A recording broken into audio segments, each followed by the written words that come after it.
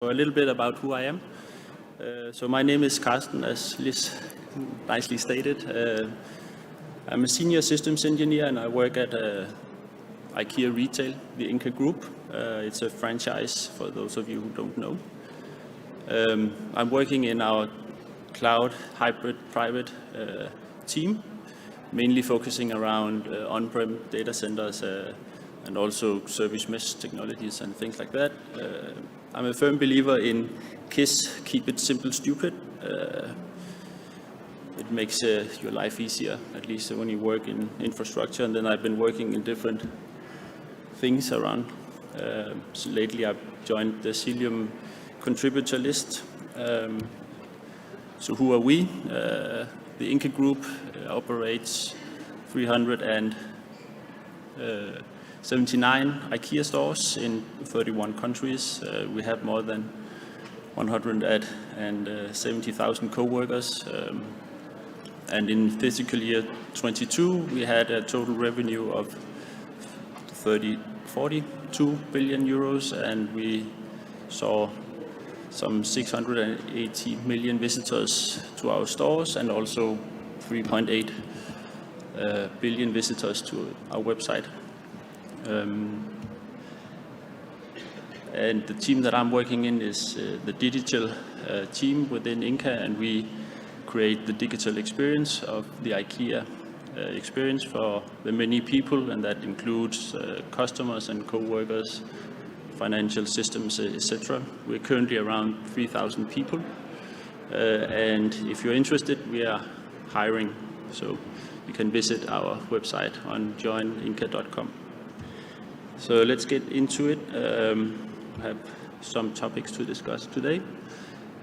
Like most enterprises, we started out in on-prem, having been built for operational purposes rather than consumption. So it included a lot of change process. Like if you wanted to have a VM, it could take weeks. If you wanted to have network to that VM, it also took weeks, etc. So if you're looking at it, it's a typical case of how you used to work before cloud, and things would like, and team members and developers especially would like to have that. So our modernization journey has moved us towards the public cloud, but an old company like IKEA, you just don't move everything.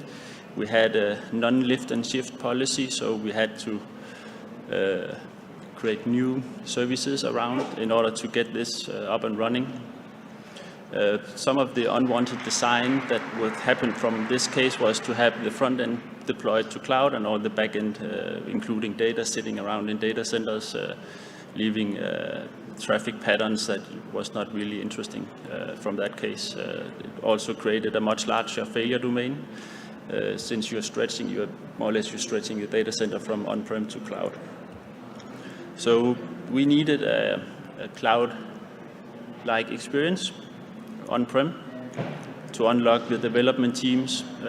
So it's pretty easy to set up a Kubernetes environment on-prem these days through VMware or Nutanix or other platforms that supports running VMs, but we didn't really have a good VM experience, like I just told you, pretty involved. And then also we would like to get out of some of the classical networking challenges that you're always pointing fingers at someone else, because it's always like the networking team to blame, or the firewall, or lately we have heard about DNS a lot, right? So all of these problems we wanted to kind of get out of to have a more consumable networking infrastructure. There's always the case that it's kind of an illusion that you don't have any dependencies, because you have dependencies to everything, right? You have your dependencies to the laptop, as I just showed. When it doesn't work, it just, yeah. It's also like you need to be involved with, like, you have internet, you have upstream, downstreams, etc. So you have a lot of dependencies. It might not be as easy to get out of. So in order to get kind of the foundation right, we have a critical infrastructure like any company or other place, like the infrastructure. The foundation needs to be right, otherwise it's not really going to work out for you at all. So the first thing is that we run our infrastructure as hyper-converged. That means that we run networking, storage, compute, all on the same box. Then we run software on top of that, so we can basically run non-branded hardware in this setup, so we get out of dependencies towards vendor login and other things. Now we're just quote-unquote dependent on software. In this stack is based on Kubernetes, Cilium, Bird, which is a routing daemon, and then Ceph for storage. We also manage this through some of the other CNCF projects with Metal Free and Cluster API. We're doing that with GitOps and then tied together with Argo CD. But we're going to focus around the networking piece in this talk. So network is like one of the key things to get right. If you cannot get the bits across the wire, then what's the point?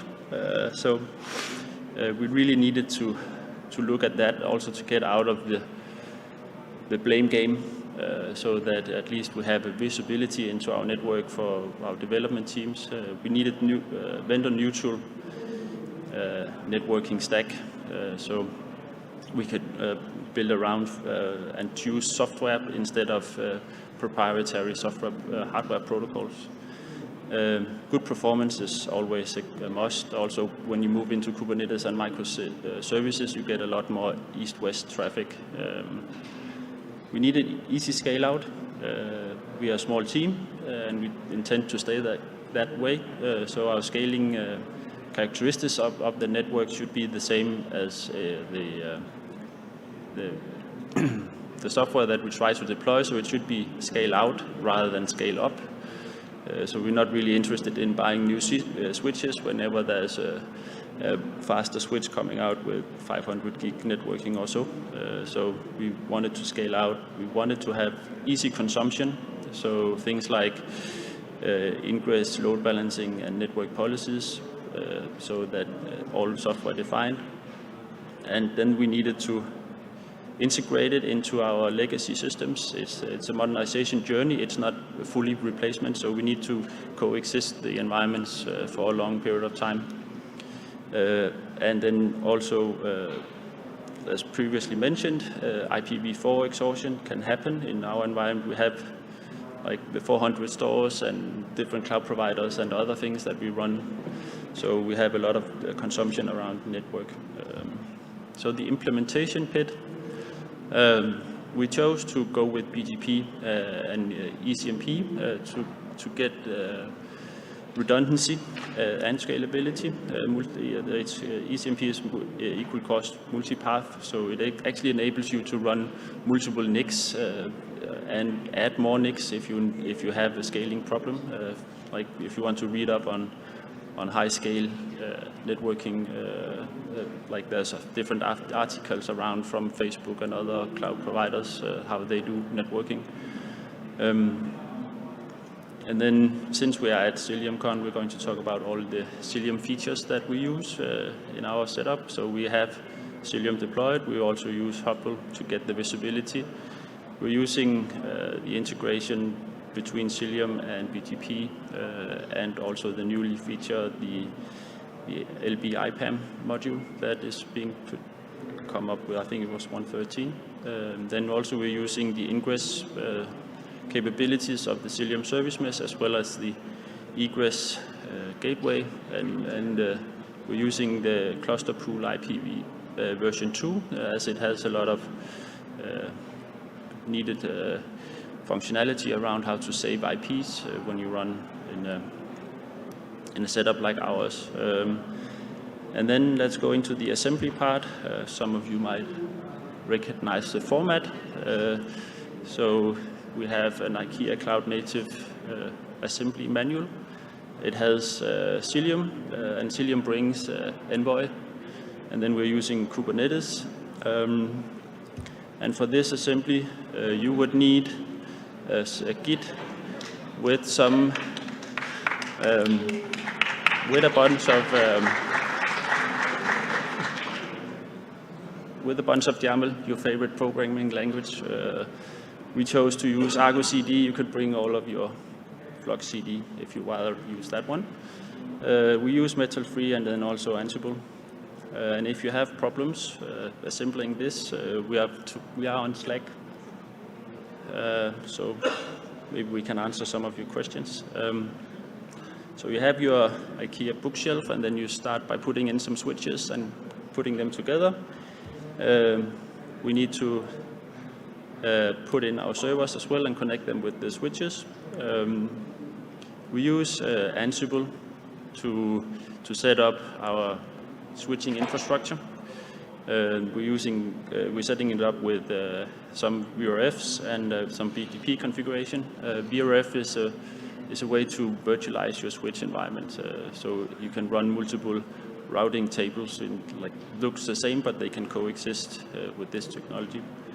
And then since we're actually using Cilium, we're putting in this cluster API config to get our Kubernetes environment up and running. We're using, so Metal Free comes with the Kube ADM plugin from Cluster API, and we're using the user data to put in our bird configuration. And since we're running hyper-converged, we need the servers to become routers before we can actually install Kubernetes. So we're putting the bird configuration on top of that, and then we're also adding the BGP control plane when we install Cilium. We're peering with localhost, as we have bird, the routing daemon, running on all nodes in our environment, so we can peer Cilium with localhost, as you can only have one peer out of a given server. So let's look at a little. It's always nice to take a step back and look at what you built so far, and maybe take a coffee break. So we can see that we have now set up our bird peering with our leaves and Cilium. We can also see from our management setup that the pod networking is actually also present in our management server, and it has the ECMP environment, so you have two routes for the same network. So all is good. Let's move on to the IPAM, which is always enabled. So all you need to do is actually just add a pool to Cilium. So we have done that. We are running a single pool in this case, and also we enabled ingress in the same step to get both layer 4 and layer 7 load balancing capabilities. We are using the Cilium Helm chart, and that comes with built-in capabilities of enabling the Hubble UI. And I guess some of you can recognize it, but we're also using a cert manager to provision our certificates in this case. And then again, we'll have a look at what we have now. So we have, like I said previously, KISS is always good, so we keep it to a single pool, as we don't have a strict need to actually run multiple pools and be able for our tenants to consume different types of pools. So we have like just a single one, and again, it has redundancy with the ECMP functionality, and also we can get better performance with that. So again, we can, if we run out of bandwidth, we can always just add more path to our BGP environment, and then you will have more capacity. Then for ingress, when you enable Hubble, you will also get ingress set up. We use a shared ingress type, as it will save your IP consumption. When you use shared, you will get a single IP that is being used for all ingress configuration. And with that approach, you can also have like problems if you override the same configurations, of course. So you have to be somewhat careful when you do this. But anyway, it's an effective way for us to create these two load balancing features. Before we had this in Kubernetes, we had external load balancing features, and that was not really a nice integration path to have observability like that, because you have disconnected systems with different ways of doing traffic patterns and other things. Hubble has a nice integration for this, so you can actually see your flows showing up in Hubble. And then we're moving on to egress as one of the key features that we also need. So we run multi-tenant environments, and when you do that, when you run Kubernetes, you're using node IP ranges to exit your cluster for external traffic. It's not really feasible to allow all or nothing towards your other on-prem environments. So the egress gateway allows us to create policies, and in this example, we have set up a demo namespace that gets an IP, and we're routing all internet, so 0/0 site range, in order to get all traffic leaving the cluster to be matched by this policy. This gives us predictable IP addresses towards our end consumers. That's really needed when you are setting up your legacy firewalls to protect. Usually that's an IP-enabled feature, so we can actually do this. We can also be more fine-grained. If you want to run more egress gateways, you can easily do that. And for the IP exhaustion, as I said, we enabled this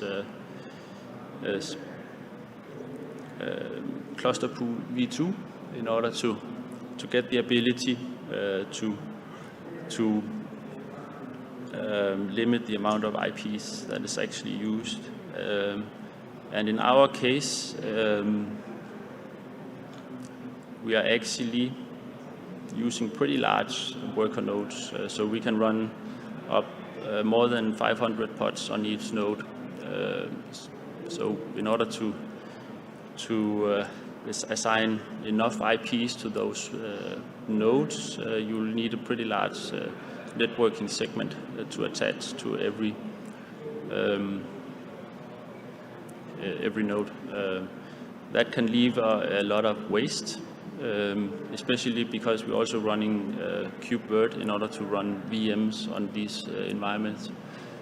So if you have a node that will run maybe 10 VMs instead of 500 pods, you have a lot of IP waste if you're not running IPv or cluster pool v2, which actually enables you to slice your network in much smaller network segments, and Cilium will make sure that it actually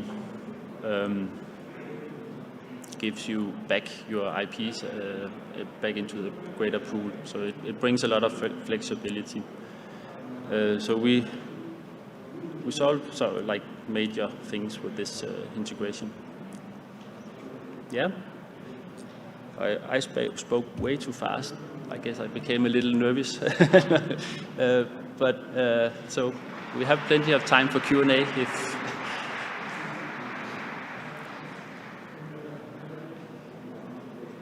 Can you? Okay. Thank you very much. And we have about 5 minutes for questions, if you have questions.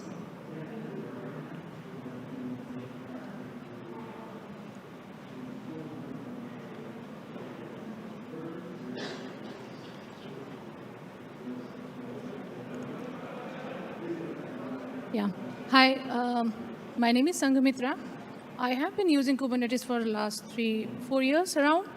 And regarding networking, so I see that you are creating a load balancer and other stuff. So is it the new Nginx Ingress? Is it going to replace or is it the new Calico for the network policies? So what is the viewpoint of Cilium? What is the scope like you guys are targeting to? I couldn't really hear the question. Sorry. So is it gonna replace the market of Nginx, what we use in Kubernetes, for creation of ingress and egress, or is it gonna? It's kind of a creation of network policies like we have Calico and Azure CNI, VPC CNI, like that. So what is the scope of Cilium Con? Are you gonna incorporate these two combinations for the overall networking of Kubernetes architecture? Or, yeah, so that's my question. Was your question if we're using Nginx as ingress together with? Are you gonna replace Nginx ingress? So currently we are leveraging the Cilium ingress capability. So we don't have any Nginx running for ingress. We're also using Cilium's networking policies, so you wouldn't really need to have Calico for that either. So that means that whether my platform is in Azure or AWS or Google Cloud, I can get rid of Nginx and I can get Cilium for both network policies plus for the ingress and egress traffic, right? So I'm not so someone is nodding. I haven't been using Cilium that much in cloud, so I wouldn't be able to answer, but people that have is nodding. You can use Cilium for those capabilities. Usually with cloud providers, you have the ability to consume the cloud provider load balancer. So for some use cases, that might be more interesting. But we're using Cilium for that piece.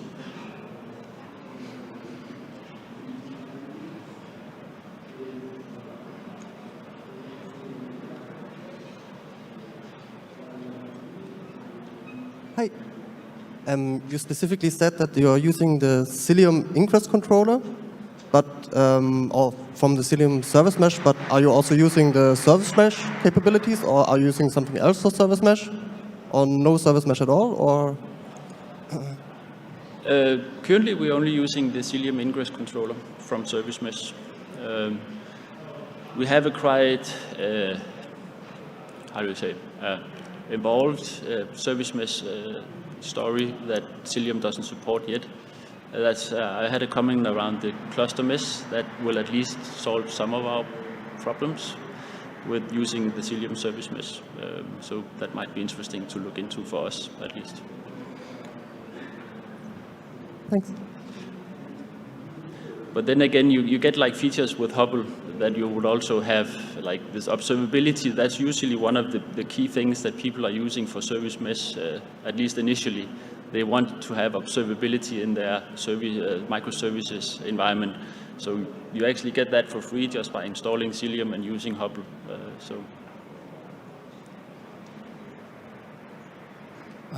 In terms of efforts, timelines, how long does setting up something like that would take? And what are the difficulties? Maybe like people in the organization, the network people, how would they accept like something like that? I want to do this kind of project, let's say. Yeah, so to show this off, it has been a multi-year journey, especially with the people. So like for us, it hasn't been an easy path. It has been, I wouldn't use the word shadow IT, but maybe a little bit. Get the right people in the organization, get them interested in this piece, because it's actually, as we're removing some of the obstacles, we're also getting into like, this is our domain, so why are you bringing on this functionality in your area? So we had spent a lot of time. It's also why we're using Git, because then you can use pull requests and you can have code owners, so you can actually give back the responsibility of key infrastructure pieces. We can do that with code owners in Git, and then you can include like a networking team to actually be the persons involved in those areas, so they keep kind of the responsibility for that area. It makes it easier. It also requires quite a bit, because usually those teams, at least at Inca, hasn't been used to working with Git and pull requests, so they have been used to other tools from other vendors, so there has been a lot of learning in different teams in order to kind of get into this setup. Oh, I'm out of time. Thank you very much again for your talk.